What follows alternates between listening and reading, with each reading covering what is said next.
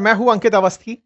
10 नवंबर को दिल्ली में हुए बम धमाके में जिस आतंकी ने खुद को उड़ा लिया था, उसके बारे में कुछ जानकारियां बाहर आ रही हैं और वो जानकारियां निश्चित ही चिंतित करने वाली हैं। जिस यूनिवर्सिटी से वो पढ़ा, उस यूनिवर्सिटी के बारे में भी कुछ ऐसी जानकारियां हैं जिससे भारत में लगभग हर जगह अब संवेदनशील श्रेणी के अंदर कंसीडर की जानी चाहिए। क्योंकि जिस तरह से व्हाइट कॉलर टेररिज्म, जिसने दिल्ली देश की राजधानी में इस तरह का आत्मघाती हमला किया, लाल किले के बाहर हुए इस आतंकी हमले में लोगों की जान गई और मरने वाला खुद एक डॉक्टर था और उसके सहयोगी भी डॉक्टर थे।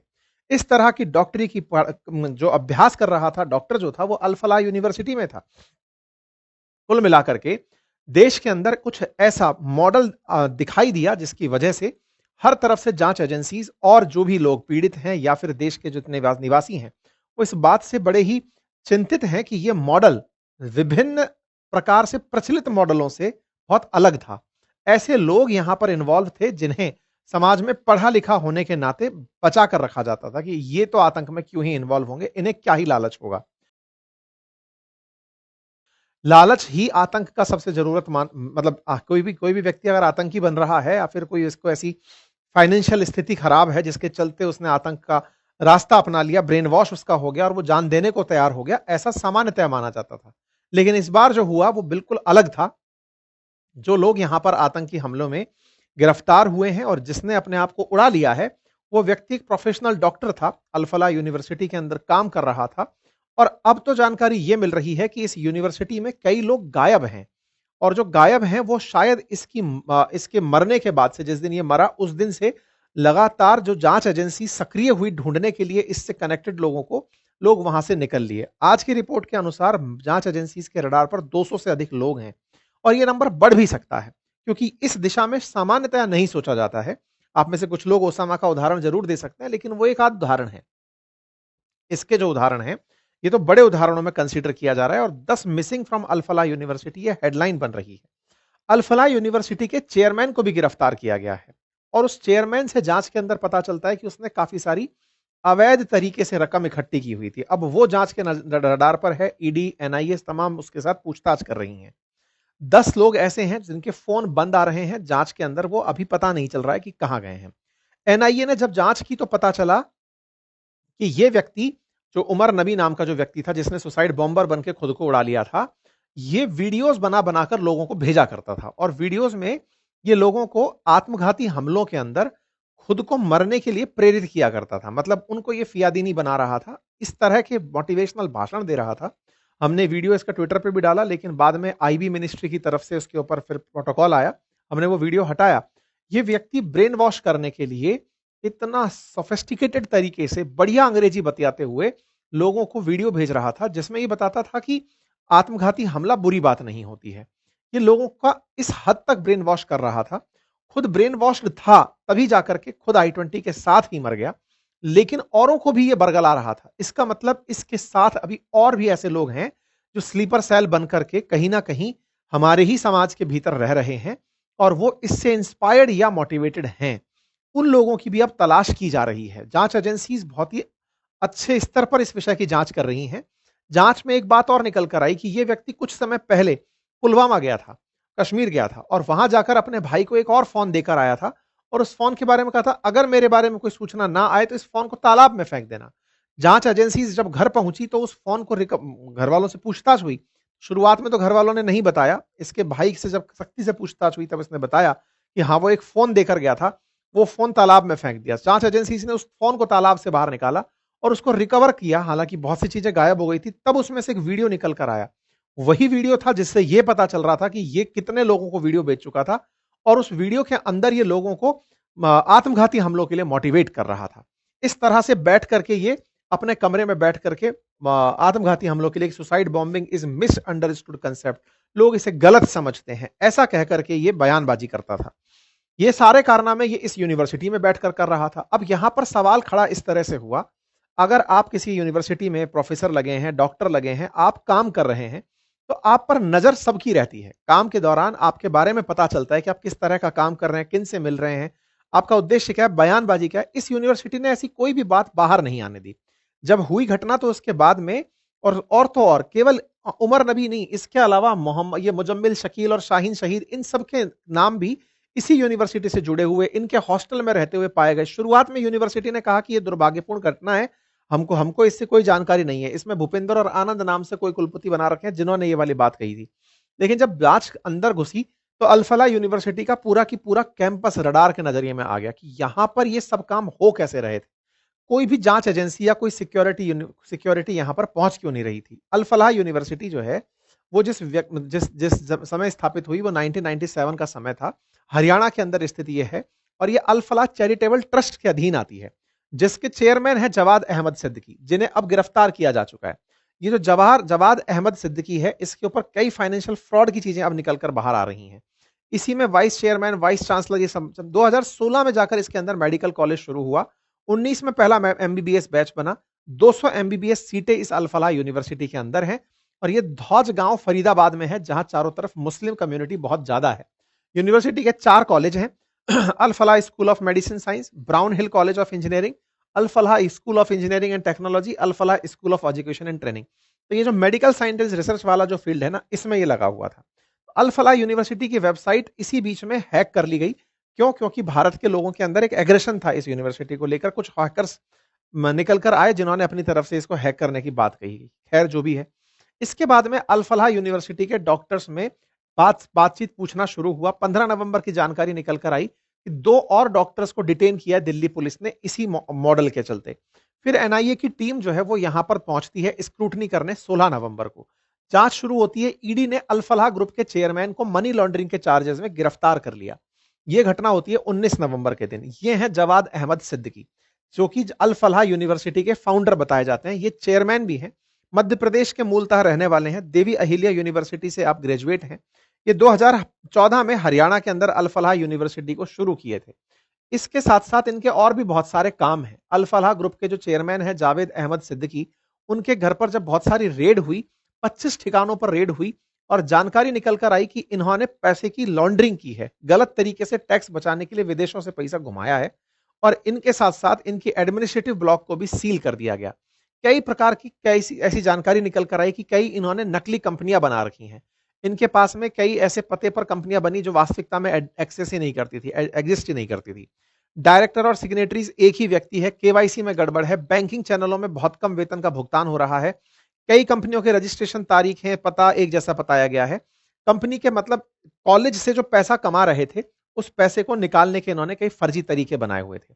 इनके ऊपर धोखाधड़ी, फर्जी मान्यता, शेल कंपनियों के खोलने का आरोप लगा। इसी के चलते ईडी ने इनको गिरफ्तार किया। इससे पहले भी वर्ष 2000 में इनके ऊपर न्यू फ्रेंड्स कॉलोनी के अंदर धोखाधड़ी का केस दर्ज किया गया था।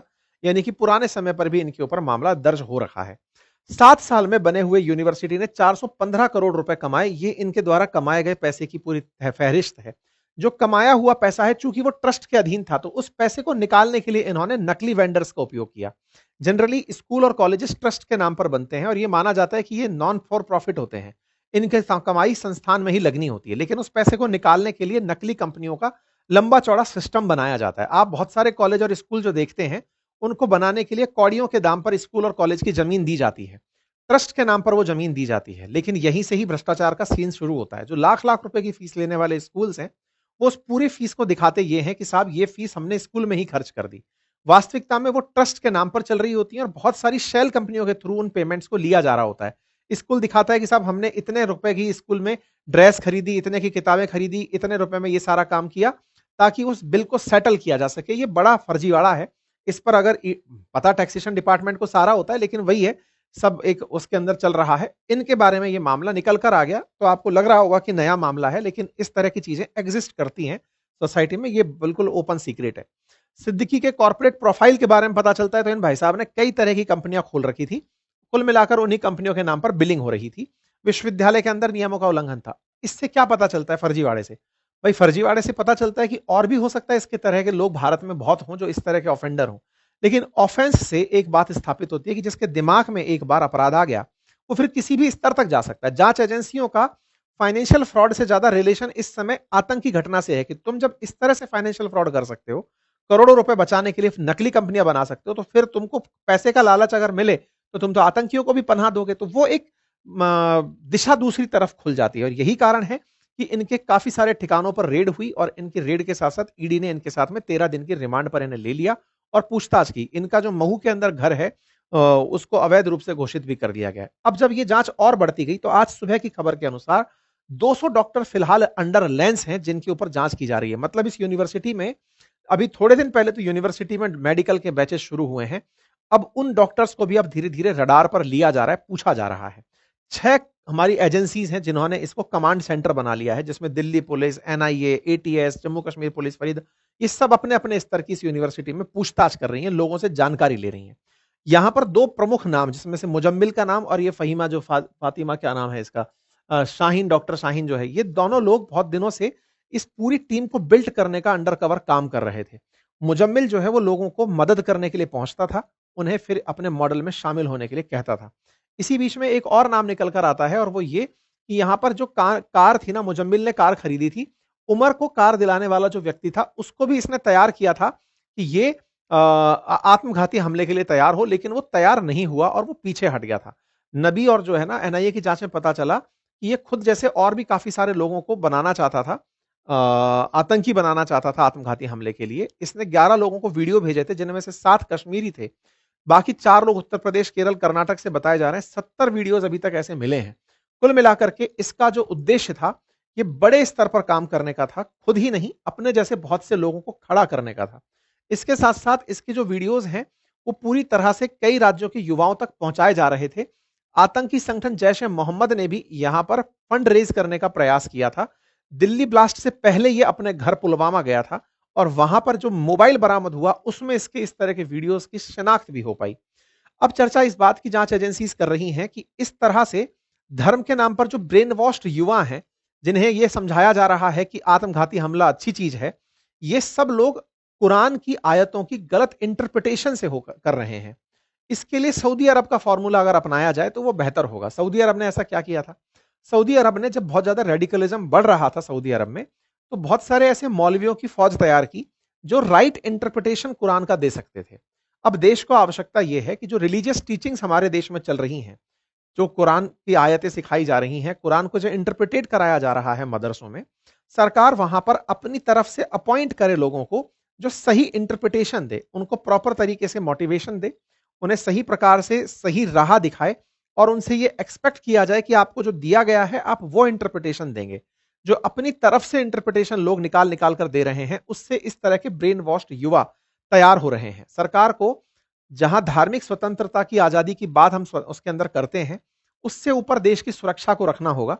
और देश की सुरक्षा के लिए ये जो ब्रेन वॉश्ड, आप विचार करके देखिए कि डॉक्टर जैसी पढ़ाई किया हुआ व्यक्ति आत्मघाती हमले के लिए लोगों को प्रेरित कर रहा है, इससे अंदाजा लगाइए कि उसके दिमाग में जो भूसा भरा गया था वो किस स्तर का होगा, उसको कितना ज्यादा तरीके से मतलब परेशान रखा गया होगा, या फिर ये समझाया गया होगा कि तुम जो सोच रहे हो, जो करने जा रहे हो, ये अल्टीमेट सत्य की प्राप्ति के लिए हो रहा है। तो ऐसे में ऐसे समाज के लोगों को, मुस्लिम समाज से भी ऐसे मौलवियों को बाहर आना होगा जो समाज में कुरान को सही तरीके से इंटरप्रिटेट करके समझाएं। क्योंकि कोई भी आत्मघाती हमले की जहां तक बात है तो कुरान में आत्मघाती हमले को कोई भी पुण्य का काम नहीं माना गया है, लेकिन इस तरह की जो ब्रेन वॉश थ्योरी दी जाती है जिससे इस तरह के लोग तैयार होते हैं, इसके खिलाफ समाज को खुद खड़ा होना पड़ेगा।